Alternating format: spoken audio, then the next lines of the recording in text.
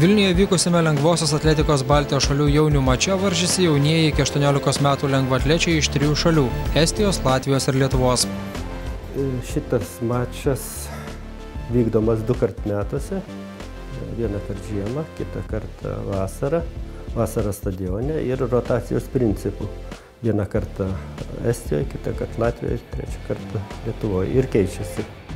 Šiame mače rungtyniavo mišrios komandos, kurios sudarė po 2 vaikinus ir 2 merginas iš kiekvienos komandos. Iš viso lengvaatlečiai varžėsi 22 rungtyse.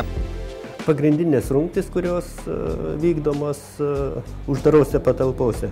Tai 60 metrų, 60 su barjerais bėgimas, 300 metrų, 800 metrų, 1,5 kilometrų, 3 kilometrai ir šuolis į aukštį, šuolis į tolį ir šuolis su kartim bei rutulio stūmimas. Ir merginom, ir vaikinam. Ir tokia komandinė rungtis 4 po 200 metrų estafetinis bėgimas. Mače Lietuvos komanda surinkusi 216 taškų liko antra. Kaip ir pernai Latvijoje, mačą laimėjo Estijos komanda. Trečioje vietoje likę latvietė surinko 136 taškus. Lietuvos merginos mače užėmė 1 vietą, o vaikinai buvo antri. Mūsiškiai surinko 216 taškų ir liko antri, ko jiems pritrūko? Laimės pritrūko. Buvo diskvalifikuota mūsų merginų estafetė. Paskutiniame etape nebespėjo lazdelės perduoti, iš to noro pargriuvo mergaitė ir susitraumavo 300 metrų bėgikė mergaitė, kuri buvo pajėgi.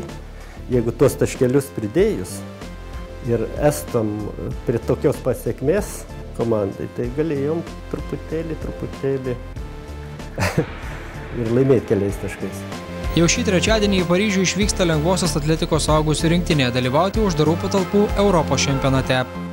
Ten važiuoja 9 sportininkai. Tikimės sėkmingo dalyvavimo.